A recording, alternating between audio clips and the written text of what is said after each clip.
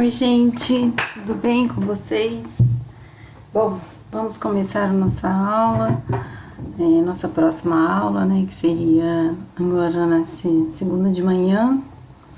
Continuamos aqui sem muitas novidades a respeito, né, do que está acontecendo ao redor da gente.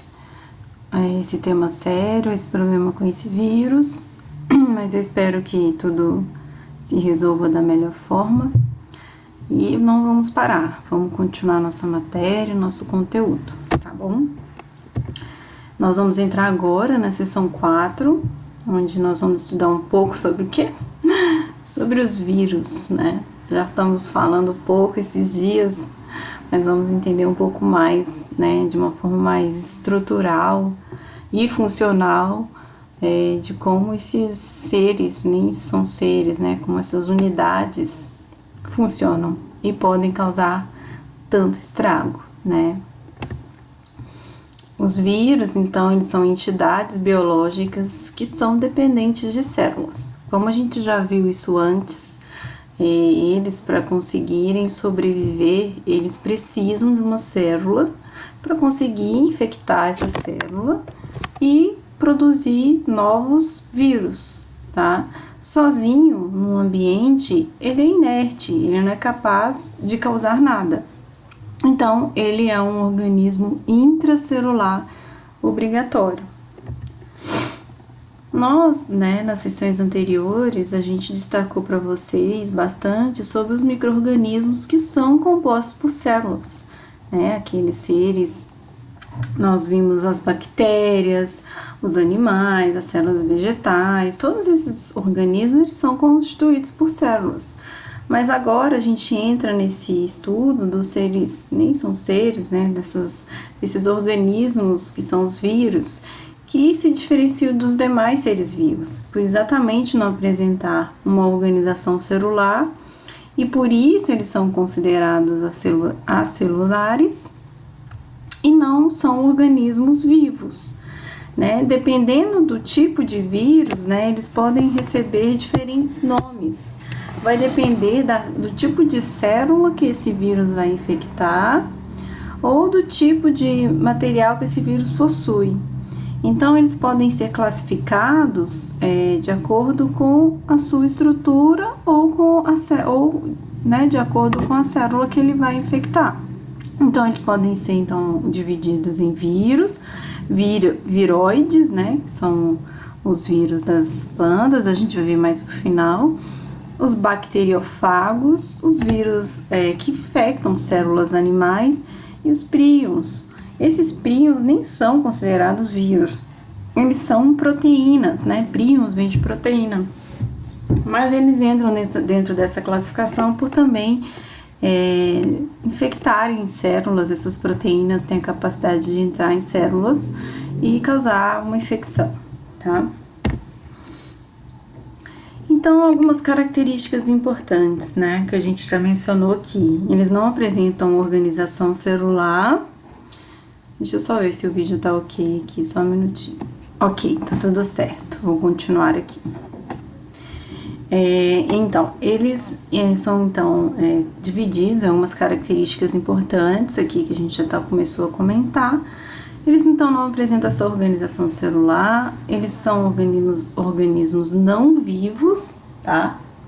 Por ser dependentes diretamente de células, e são partículas infecciosas, divididos em vírus, viroides, bacteriófagos, vírus animal e os príons. Poxa, aí vocês vão se perguntar agora, né? Eu só estudei na minha vida vírus, nunca achei que teria alguma variação. Gente, esses outros nomes, então, estão relacionados diretamente com isso, com o tipo de célula que ele vai infectar e da forma com que esse vírus é constituído, tá? Por isso que eles recebem outros nomes. Vamos adiante. Mais um errinho aqui, gente. Bom, agora sim, vamos continuar. Então, por definição, os vírus são conjuntos de genes capazes de transferir de uma célula para outra né? Então, eles vão transferir esse material genético de uma célula para outra, né? De forma que ele vai também direcionar a atividade dessa célula que ele está infectando, no sentido de quê? De reproduzir o seu material genético e os seus compostos, que são as proteínas desse vírus, né, para o exterior dessa célula, tá? Então, toda célula, né, que se origina de outra célula, o que a gente já aprendeu, mas que isso não acontece com os vírus. Os vírus, eles infectam as células e aí sim eles vão ser reproduzidos a partir dessas células. Ele não se autoduplica sozinho, ele precisa dessa célula para infectar, para transferir os seus componentes para essa célula, e essa célula agora então passa a replicar, né, esse material genético do vírus, as proteínas desse vírus, de forma que a gente possa formar novamente outros vírus, tá? Então, no decorrer dessa aula, dessa sessão, a intenção é que vocês irão conseguir entender todos esses processos virais, ter embasamento para entender a complexidade do vírus, né? Apesar de que hoje a gente tem várias tecnologias que nos ajudam, que nos auxiliam a entender sobre esses vírus, a gente ainda sabe, nada mais, uma aula super atual, né, por um momento que a gente está vivendo, que ainda são esses seres, esses organismos tão complexos, apenas com pouca característica, mas que pode causar um enorme estrago, né, dentro dessas células, desses organismos que eles irão infectar. Tá? A gente tem evoluído muito, né, nas pesquisas genéticas, de mapeamento genético, para entender sobre esse DNA do vírus, ou o RNA do vírus, ou o material genético do vírus, né, vamos dizer assim, para conseguir combater esses vírus. Mas como o DNA pode ser tão mutável, tão mudado, a gente fica, às vezes, sem conseguir medicações, vacinas, né? E precisa de muita pesquisa para conseguir elucidar essas características. Então, por isso, eles são considerados seres complexos, né? Unidades complexas. E são considerados muito virulentos, né? Exatamente por isso, por ser um organismo, uma unidade, né, que você não enxerga e que tem a capacidade de invadir uma célula sem você estar vendo, né? E aí ele vai ser replicado milhares de vezes ali e causar um grande dano. Mas vamos mais para frente. Então, os vírus possuem alta capacidade de replicação. Então, ele conseguiu entrar, infectar, ele será reproduzido, automaticamente reproduzido, tá? Eles são seres microscópicos, né? Como eu acabei de falar, a gente não consegue ver. A gente só consegue enxergar, gente, por microscopia eletrônica. Vamos lembrar aqui da diferença da microscopia óptica da microscopia eletrônica. Lembra que eu falei com vocês que a óptica a gente consegue identificar estruturas um pouco maiores, né, de tecidos, para estudos histológicos. Agora a microscopia eletrônica é aquele que vai aumentar em até 500 mil vezes, e aí a gente consegue identificar essas pequenas estruturas. E aí os vírus a gente consegue só visualizar assim. A gente utiliza também técnicas de chamam, né, essas técnicas chamam imunohistoquímicas, ou de fração de raio-x, tudo utilizando essa microscopia eletrônica com essas variações, para a gente conseguir identificar essas estruturas, que são minúsculas. Pensa, para a gente ver uma célula já é difícil, imagina ver uma unidade que vai infectar essa célula. Então, os estudos, eles são bem complexos, tá? Então, essas unidades complexas, elas podem, então, infectar humanos, elas podem também infectar bactérias. Então, um vírus infecta uma bactéria. Olha só, ele é menor do que uma bactéria. Algas, plantas, né, em geral, em qualquer célula, ele pode infectar. É uma partícula, então, infecciosa, como a gente está falando. Vamos falar um pouco, então, das características desse vírus, né? Como eu falei para vocês, o vírus é um nome mais geral, assim, dessa unidade, tá? Aí a gente vai aprender algumas diferenças aqui. Virion, então, toda vez que vocês lerem ou ouvirem falar de virion, a gente está falando da partícula viral quando fora da célula, quando não está infectando. Mas ela fora da célula quer dizer que ela está completa e com capacidade de causar uma infecção, com potencial de infectar. Então, o virion é uma partícula viral, é o vírus propriamente dito, né? Só completo, que a gente vai aprender aqui que ele é cercado por proteínas que formam o seu capsídeo, sua cápsula, e vai constituir então a sua forma de infectar a célula, tá? Cada grupo de vírus, né, o que vai diferenciar um vírus de outro, ou um virion de outro, é exatamente o seu formato, o formato desse capsídeo, tá? Então, o formato desse capsídeo vai determinar o tipo de vírus que a gente está falando. Então, vamos lá. Então, o vírus é o virion em atividade. A estrutura, então, desse vírus, qual que é? Ele tem, como a gente já falou um pouco aqui, por dentro dele tem um material genético. Lembra lá das bactérias que a gente viu, que é uma célula procariota, né, unicelular, com o que? Citoplasma, material genético disperso no núcleo, membrana plasmática, algumas podem ter cápsula. Vamos relembrar. O vírus também tem um material genético dentro dele. Esse material genético pode ser DNA, que é uma dupla fita, né, de ácidos nucleicos, que a gente vai ainda ver de forma bem específica essa matéria, mas até aqui a gente tem que entender essa diferença do DNA. Então, tem uma dupla fita de material genético, um pouco mais complexa, e o RNA. O RNA que tem apenas uma fita, né? Uma fita desse material genético, tá? Então, ele pode ter o DNA ou o RNA, vai depender do tipo de vírus, tá? Ele tem um envoltório de proteína, então, vamos fazer uma associação. A bactéria tinha lá no seu citoplasma material genético, e em volta da bactéria tem o quê? A membrana plasmática. Da mesma forma, no vírus, eu também tenho um envoltório que vai isolar esse material genético do meio externo. Então, é chamado de quê? De capsídeo, tá? Capsídeo. Então, esse capsídeo é esse envoltório de proteína, uma proteína viral, uma proteína do vírus, que forma essa proteção. Além disso, alguns vírus, eles podem ser o quê? Envelopados. Além desse capsídeo, eles apresentam um envelope externo, né, de lipídios e polissacarídeos. Opa, vocês já viram esse conceito. Então, alguns vírus, eles podem apresentar um envelope de lipídio e polissacarídeo. Lembra que eu falei para você da constituição da membrana plasmática? Que era composta por proteínas, glicoproteínas e lipídios, né? Uma camada dupla de lipídios, fosfolipídios, só para relembrar vocês.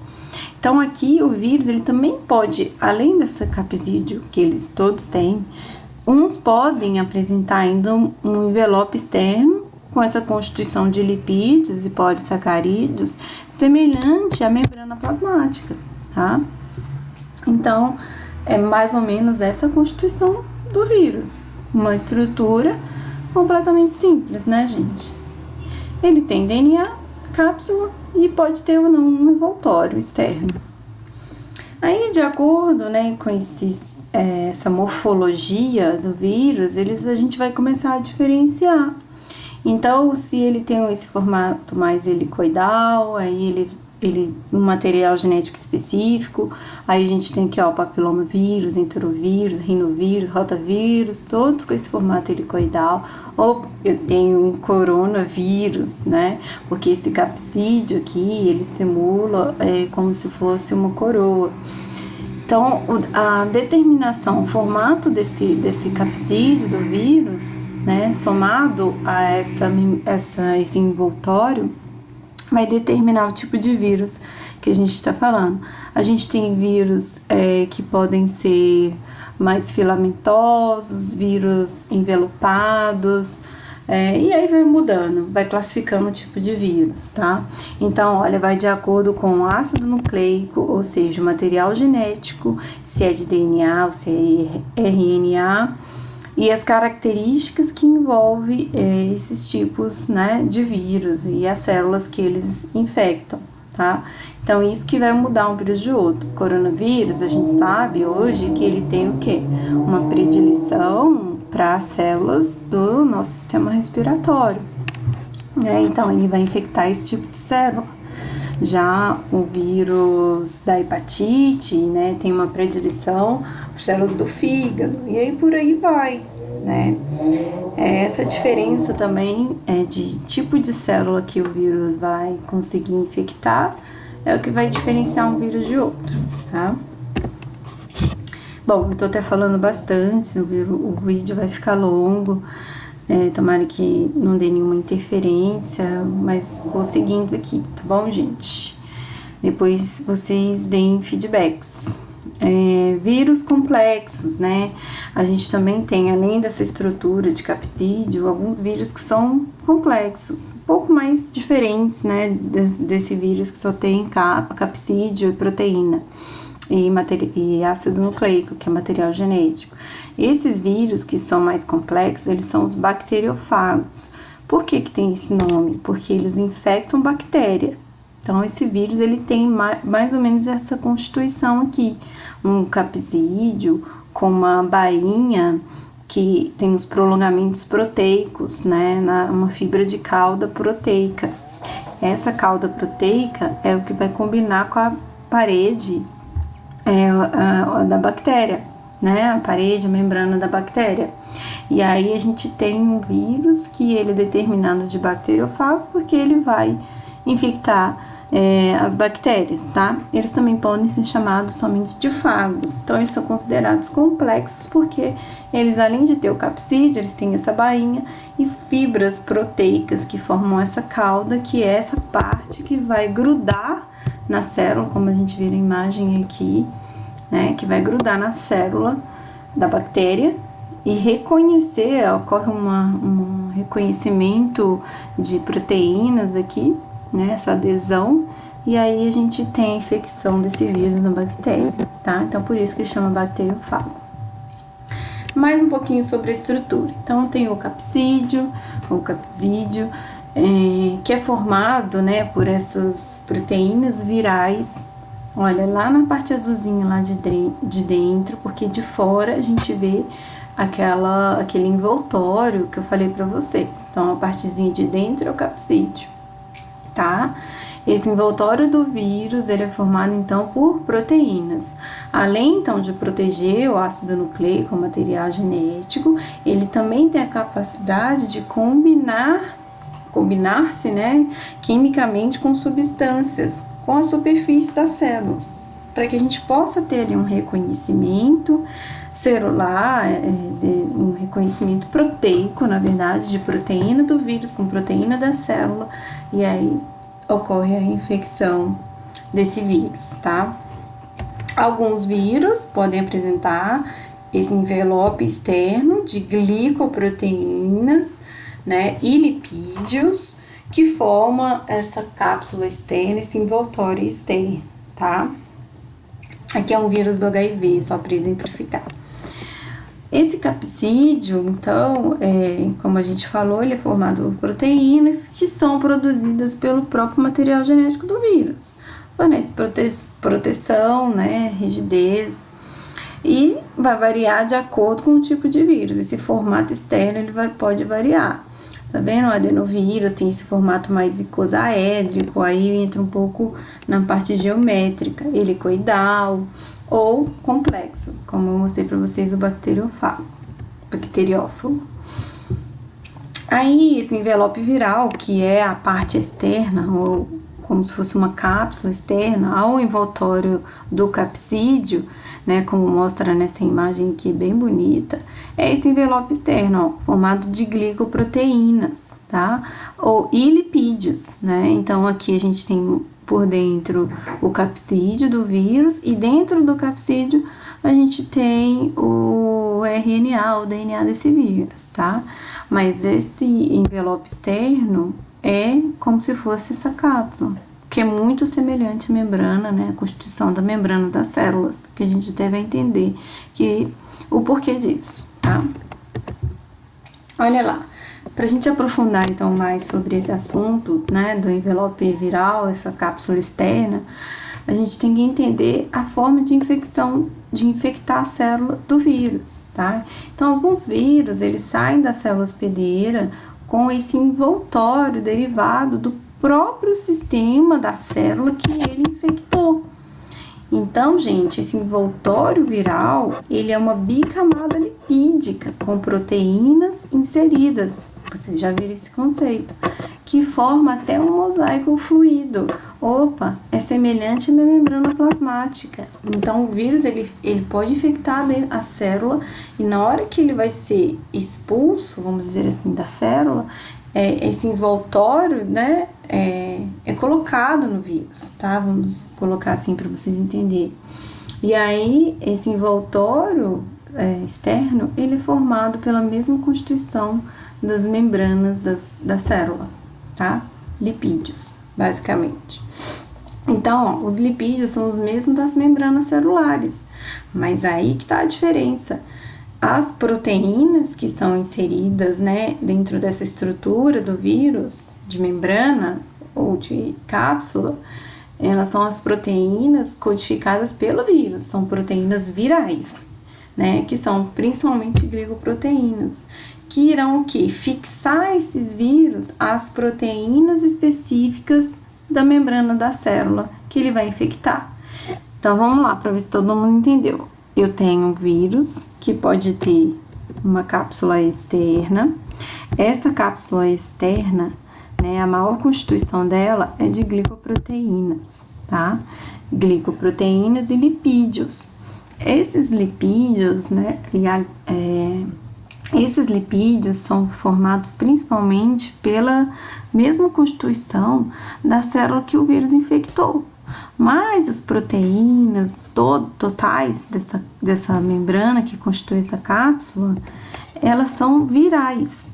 E por isso esse vírus tem capacidade de infectar uma outra célula, porque essas proteínas virais são então reconhecidas, encaixadas nas proteínas das células, e aí esse vírus ele consegue infectar, tá? Então basicamente é isso. Então, gente, pra gente relembrar um pouco aqui, quais as características essenciais, então, para a gente determinar aquele ser como um ser vivo, né? Vocês lembram? E quais dessas características, né, se há nos vírus, dessas características que são vitais, os vírus eles podem apresentar? Então, a gente tem que lembrar um pouco do que caracteriza, né, o que faz com que um ser vivo ele torne-se ser vivo, com suas funções metabólicas ativas, né? Então, quais são essas características? Olha lá, os seres vivos, né, eles são constituídos por células, como a gente viu. Essas células, cada unidade específica de dentro da célula vai desempenhar uma função vital para a célula, para o ser vivo, como a reprodução, a respiração, o crescimento. Só que isso, numa forma total, não acontece no vírus de forma separada. O vírus, a única semelhança que a gente tem, né, dessa parte de torná-lo vivo, é o que o vírus ele só vai conseguir se reproduzir quando ele está se adaptando dentro de um outro organismo, tá? Então, voltando lá à pergunta, né? Então, quais as características essenciais para um ser vivo, ser considerado vivo, né? Ele possui célula, porque essa célula vai desempenhar funções vitais para esses organismos, né? Como a reprodução, a respiração, o crescimento, todo o seu metabolismo, né? Então, ele precisa de ter célula para ser vivo. Os vírus, eles não têm células. Então, eles conseguem só se reproduzir e se adaptar em outro organismo quando ele consegue infectar, né, uma célula.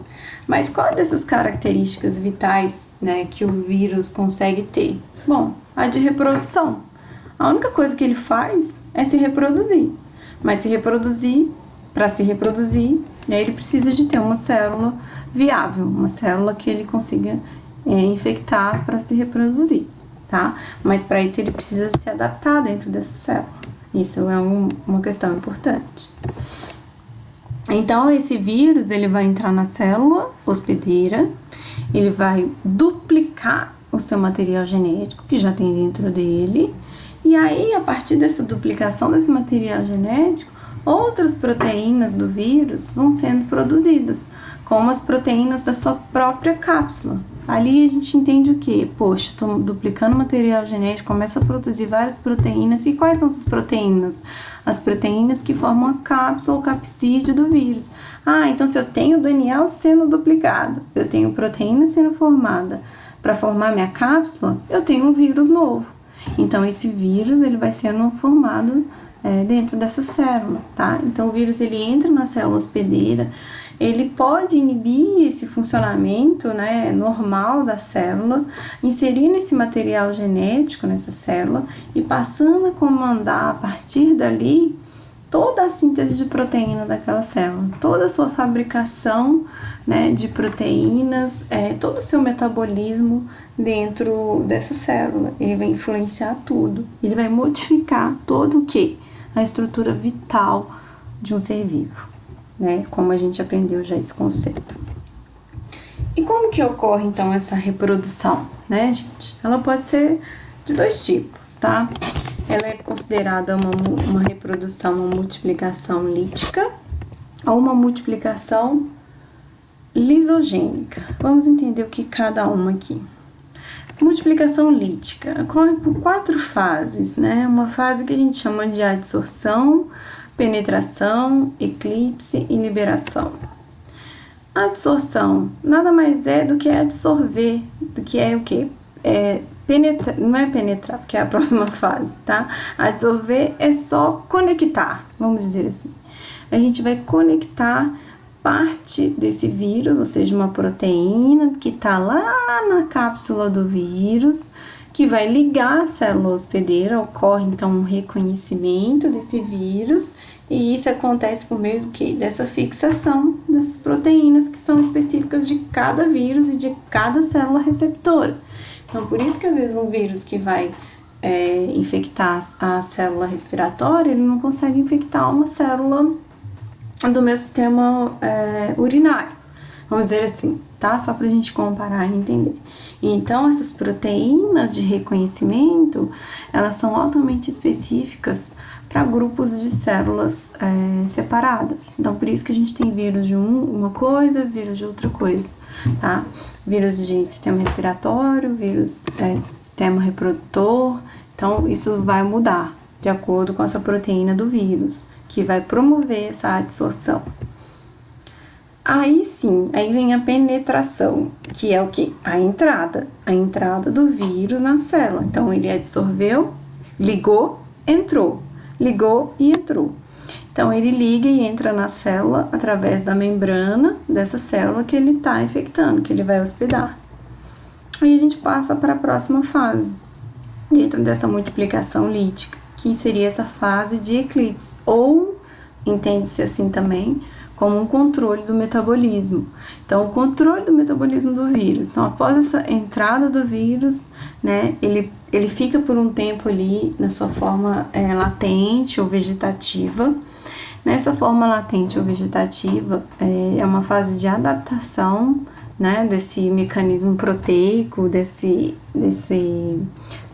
reconhecimento de DNA do vírus, com essa alocação desse DNA na célula. Então, ocorre esse reconhecimento, esse tempo. Mas isso, gente, dura 10 minutos, tá? É muito rápido. Após a sua adaptação, ocorre a multiplicação do material genético, né? Para isso, o vírus utiliza o quê? Todos os componentes da célula que ele está infectando. Então, ele vai usar todas aquelas organelas que a gente aprendeu lá na célula eucariota. Os ribossomos, o próprio material genético dessas células, mitocôndrias, tudo que está lá dentro ele vai começar a usar para ele poder conseguir produzir seu material genético. Basicamente é isso. Então, esse controle do metabolismo é nessa fase de eclipse. Ele está reconhecendo o ambiente que ele está infectando e está agora começando a produzir suas proteínas. E agora a célula passa a interromper o seu funcionamento normal para produzir essas proteínas virais. Aí, depois que ele formou tudo lá dentro, né? Tudo isso está acontecendo dentro da célula, tá? A gente não saiu de dentro da célula ainda não. Depois que ele está formado, completamente formado, com as suas proteínas para formar seu capsídeo, já tem seu DNA, o seu RNA duplicado, aí ele vai ser liberado. No momento dessa liberação, gente, é como se ocorresse o quê? O rompimento da célula. Por isso que é determinado de multiplicação lítica, de lise, de quebra. Então, a célula se rompe e vários vírus completinhos são liberados do meio extracelular, do meio fora da célula, com capacidade de agora fazer o quê? Entrar numa outra célula, fazer novamente o mesmo ciclo. E assim ele vai destruindo as células, ele vai mudando todo o ritmo, né, mecanismo de funcionamento e vai causando um grande estrago, né, dependendo desse DNA que ele tem, tá? Então, aqui para exemplificar, aquele bacteriofago lá, que é um vírus que vai infectar bactérias, ele penetrando na célula, olha lá, as perninhas, né, parece uma aranha, essas perninhas de proteína se ligam e reconhecem essas proteínas da bactéria e ele consegue introduzir lá dentro o seu material genético. E aí, eu até passei para vocês, né, na parte que a gente viu reprodução de bactérias, eu passei para vocês como que acontece isso. E aí, aqui tem até uma foto de microscopia eletrônica mostrando aí de forma bem real que é isso mesmo, o vírus tem esse formato e ele dentro, né, absorvendo ali a superfície dessa célula para poder infectar. Aqui uma imagem bem bonita, bem de livro, ilustrativa, e uma outra real, mostrando aí o momento dessa infecção, tá? Com essa adsorção, ele é capaz de introduzir, de colocar esse material genético dentro dessa célula. Então, ele solta esse material genético lá dentro, tá? Olha lá como é que acontece. Ele aderiu, né, absorveu, conectou na bactéria, e aí vamos seguir no ciclo aqui, sentido horário. Aí a gente tem a incorporação desse DNA ou RNA dentro da célula da bactéria, tem injeção então, desse material genético viral, a bactéria começa a produzir o que? As proteínas desse vírus, né, de uma forma bem mais simples aqui. E aí, a gente vai formando essas cápsulas, né? O capsídeo do vírus e toda a sua estrutura novamente, porque a bactéria agora está produzindo todo aquele DNA do vírus. Então, tudo de informação que tem no vírus vai sendo produzido. Então, o que tem de informação nele? As proteínas que ele precisa para ele poder formar outra cápsula, outra perninha, que é essas caudas proteicas. E aí, ele vai começar a infectar outra célula novamente. Então, mas olha lá no final, lise celular e liberação dos virions, dos vírus prontos, com capacidade de quê? De infectar outra célula, outra bactéria. Então, esse é um ciclo lítico, tá? Uma reprodução lítica. Vários novos vírus sendo produzidos a partir da infecção dessa bactéria. E a multiplicação lisogênica, que seria então outro tipo de reprodução desses vírus, né? Como é que acontece? O vírus ele invade a célula hospedeira, também instala seu material genético dentro dessa célula, mas o que? Ele pode não interferir no mecanismo de funcionamento dessa célula, né? Ou seja, no seu metabolismo, na sua reprodução. Ele vai colocar o material genético dele lá, esse material genético ele vai ser reconhecido, incorporado no DNA da célula, e aí essa célula, no seu processo de divisão celular natural, começa o quê? A transferir, né, esse material genético para outras células. E agora a célula passa a ter um material genético viral e começa a produzir proteínas virais. Mas isso não ocorre uma morte da célula, não ocorre a quebra final. Pode ser que a gente tenha as duas formas acontecendo ao mesmo tempo, em alguns casos, sim, tá? Mas na lisogênica a gente não tem esse rompimento celular. A gente tem essa transferência desse DNA do vírus, né, através do processo de divisão para outras células, tá? Então, esse parasita intracelular, ele usa do processo reprodutivo da célula, ou seja, a sua divisão celular, sua mitose, para multiplicar e contaminar novas células do organismo. Então, é o que acontece com o que, gente? Com o HIV, com o vírus que provoca, né, essa doença, né, da imunossuficiência adquirida. A gente tem como exemplo aqui esse vírus, que ele tem uma diferença dos outros, como eu falei para vocês, o que diferencia um vírus do outro é o seu formato e o que ele tem lá como proteína dentro dele, além do seu material genético. Então, esse vírus, ele é considerado até um retrovírus, porque ele tem uma molécula de RNA, então o material genético dele é o RNA, ele tem o capsídeo, né, como alguns falam, que envolve esse material genético sendo formado por proteínas, e ele tem aquele envoltório ainda da cápsula, a membrana lipídica, né? Essa membrana lipídica, lembrando que não é do vírus, ela é adquirida no momento de formação de dentro da célula, e ele apresenta então essa cápsula lipoproteica, tá? E essas glicoproteínas de membrana, essa molécula de proteína do vírus, né, é o que vai fazer com que esse vírus se ligue de forma bem específica a outra célula, a célula específica que ele vai infectar, que não são as nossas células do que?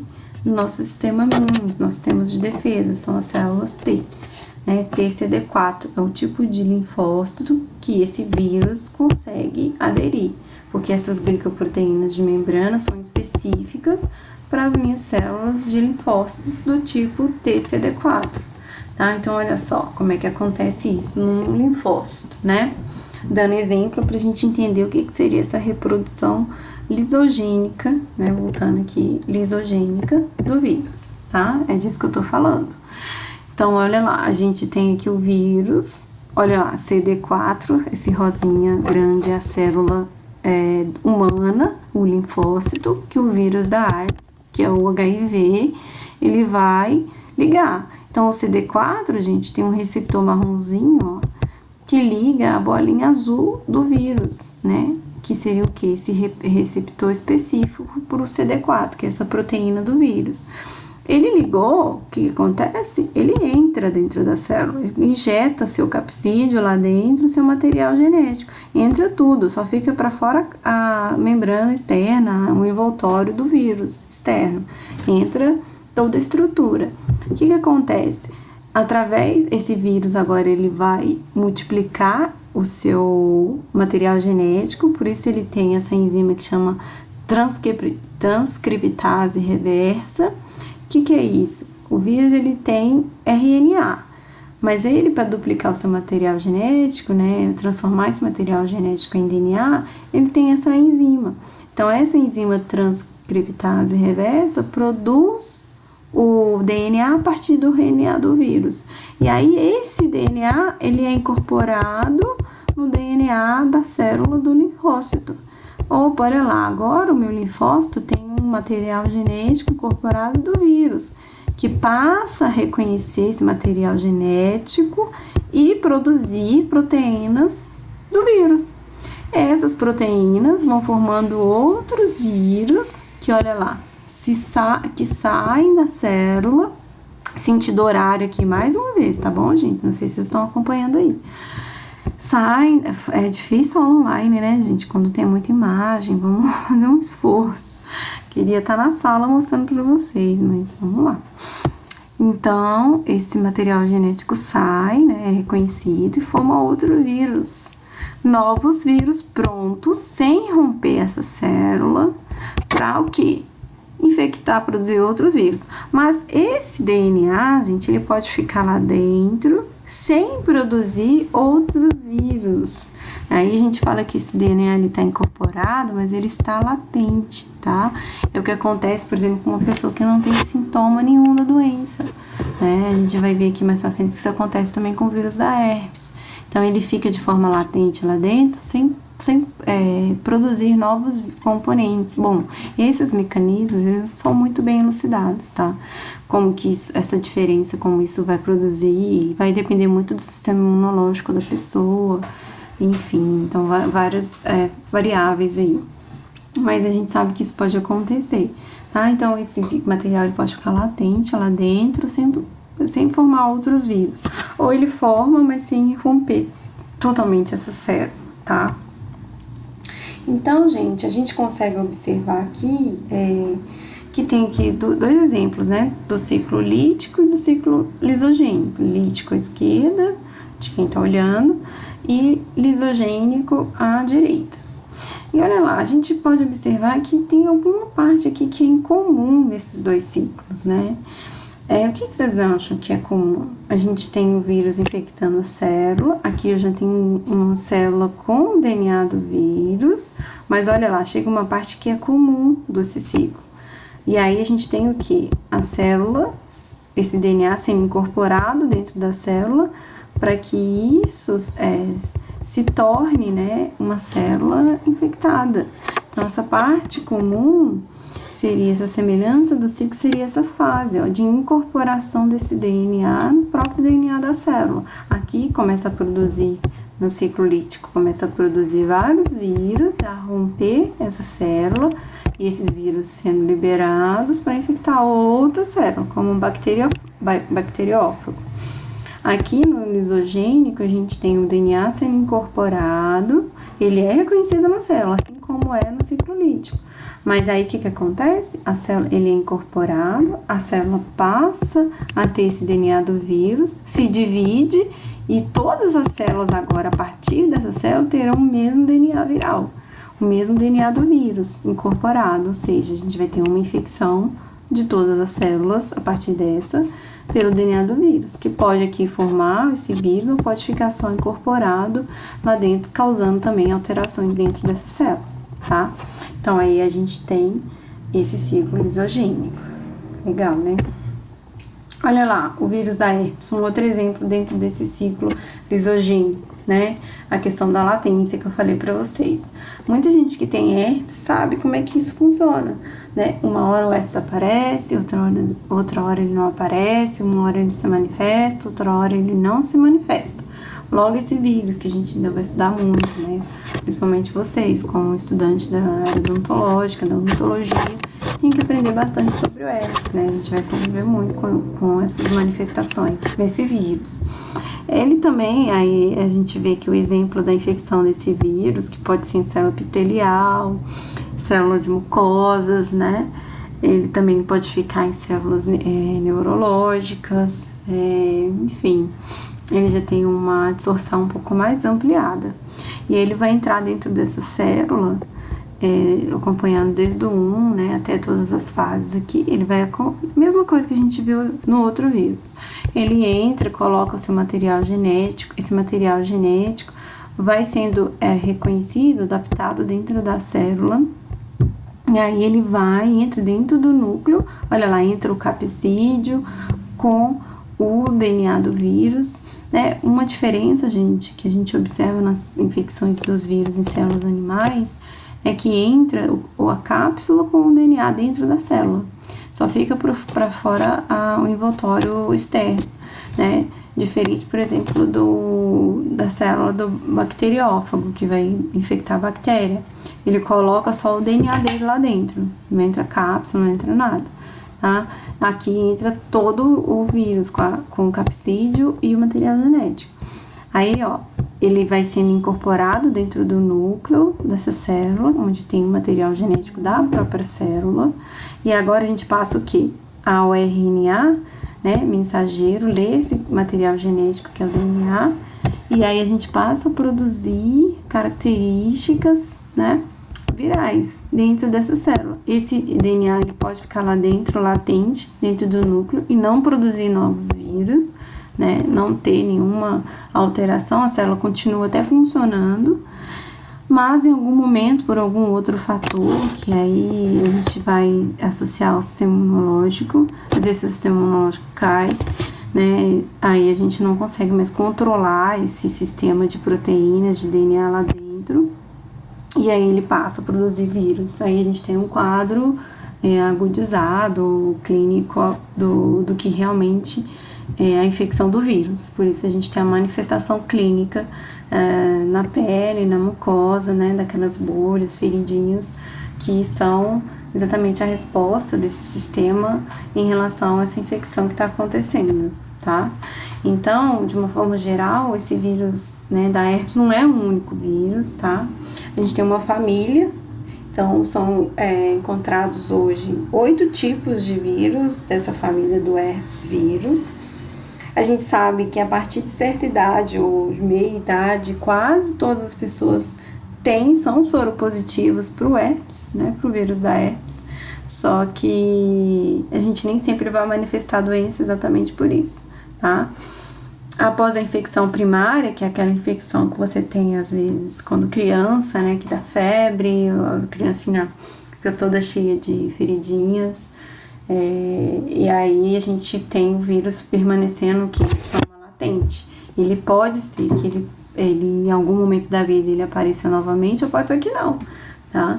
Então às vezes tem gente que teve o sarampo, né?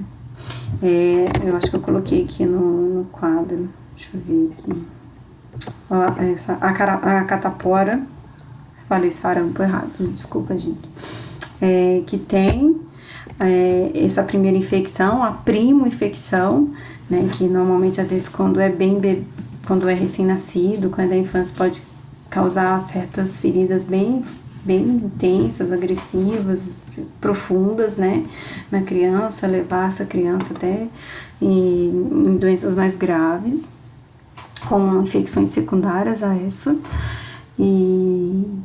e aí depois o vírus fica latente, ela nunca mais vai ter nenhuma manifestação desse vírus, tá? Mas ele pode ser reativado. Quando reativado, aí a gente tem as manifestações em mucosa, de pele e tudo desse vírus. Então aí eu coloquei aqui os 8 tipos de vírus do herpes vírus humanos. E aí a gente tem, olha, o simples, 1 e 2, que são esses que a gente vê mais, que acomete mais a mucosa oral, também genital, né, que com essa predominância. Ou a gente tem o vírus que causa a catapora, né, que é essa infecção primária desse vírus. Se caso essa pessoa que teve a catapora com o vírus do tipo varicela zoster apresentar depois outra infecção por esse vírus deixar de ser latente, essa pessoa pode desenvolver o que a gente chama de herpes zoster, que é uma infecção bem grave desse vírus, que às vezes pode ser em qualquer região do corpo, tá? Às vezes também relacionada com o caminho da infecção da veia neural, de nervos. Então, às vezes fica na região de costas, de pescoço, tá? Ele fica dentro do neurônio, né? Dessa célula neurológica e latente, e depois ele manifesta. Então, às vezes você vê isso clinicamente, ele seguindo exatamente o caminho daquela via neural. Enfim, tem outros vírus também importantes que a gente vai estudar ao longo desses anos, tá? Mas isso aqui é só para apresentar para vocês os 8 tipos desses vírus. Todo mundo depois lê com bastante calma, se quiser aprofundar mais, pesquisar mais sobre esse assunto. Coloquei essa tabela aqui de forma bem didática para vocês verem, tá? Coloquei também aqui, ó, as manifestações clínicas, né? Então a gente tem um herpes simples, com a manifestação oral, essas bolinhas bem características da manifestação desse vírus, quando ele está nessa forma infectante, ou o vírus herpes zoster, que eu falei para vocês. Então, fica bem intenso as feridas, né? às vezes pode evoluir para quadros mais graves. Quem teve então catapora pode ter essa reativação desse vírus, mas isso é dependente muito do sistema imunológico e outros fatores fisiológicos de cada pessoa, tá? E aí aqui provavelmente acometendo o feixe nervoso, né, dessa região. Outras doenças importantes de infecção humana, deixa eu só ver aqui. Só pra gente ver se essa parte de infecção viral causada em humanos, a gente tem várias doenças, mas o que eu chamo a atenção de vocês olha lá, gente, forma de transmissão, né, desses vírus. Contato direto e gotículas de secreções nasais, sarampo, cachumba, contato direto e saliva, vírus de RNA, vírus influenza que causa gripe, contato direto e saliva. Mais um, da raiva, saliva, o herpes, saliva, secreções, varíola, dengue só que é o mosquito, né? Pelo menos da dengue a gente ficou livre, mas a maioria dos vírus a gente tem essa transmissão via saliva, via secreção. Então nossa profissão entra numa profissão muito de risco em relação a essas transmissões virais. E agora tem que colocar aqui nesse quadro, né, o coronavírus, que tem essa transmissão também via secreção, via saliva. Então a gente tá batendo de frente, a gente é ali o grupo que tem um maior risco de contrair esses vírus, né? Não só vírus, como outras doenças.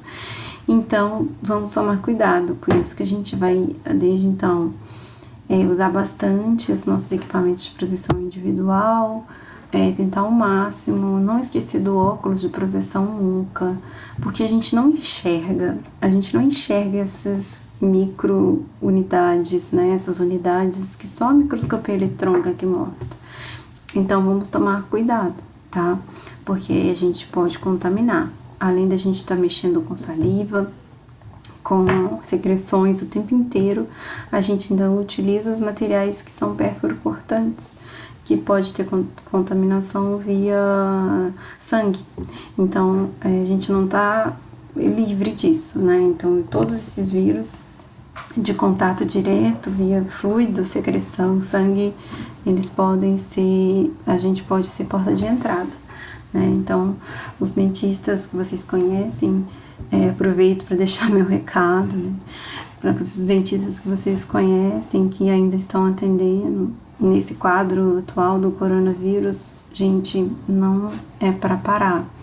É um vírus que é transmissível via saliva, né? A gente contamina muito rápido. Então, a gente tem que parar. Infelizmente, dentista, ele tá no grupo de risco, né? Então, não pode mesmo, tá? Aí, a gente também, no final, vai falar um pouquinho sobre as medicações e as vacinas, tá? O outro tipo de vírus que a gente tem que vai infectar a célula vegetal, ele é dominado, então, de viroide, né, que são esses vírus que vão infectar a célula vegetal. Eles são normalmente transmitidos através de insetos ou via pólen das plantas, podem ser transmitidos assim, sempre então, às vezes até de materiais que pessoal de agriculturas, de agricultura usa esses materiais de poda de planta e tudo, pode transmitir de uma planta para outra. Eles são chamados de viroides, como eu falei. Então, o vírus que só infecta a planta, ele é chamado de viroide. São menores que os outros vírus e menos complexos. E eles só vão afetar as plantas. Então, aqui tem um exemplo de um tipo desse vírus, com uma cápsula nesse formato mais cilíndrico e com uma molécula de RNA dentro. Então, ele tem capsídeo e uma molécula de RNA, tá? Então é bem simples a estrutura, né? Eles podem então causar o que quando infectados, né, por uma célula vegetal? Eles podem provocar alterações locais nesses vegetais, necrose, morte dessas células. Olha lá, a gente vê uma distribuição bem local. Então, toda vez, né, imagens semelhantes assim, a gente já viu algumas vezes, podem ser então provocadas por esses vírus, ou eles podem alterar os produtos, né, dessas células vegetais, como os frutos, e esse vírus ser então alterar de uma forma mais geral, sistêmica, todo o sistema da planta ali, do vegetal, e prejudicar muito as plantações, né?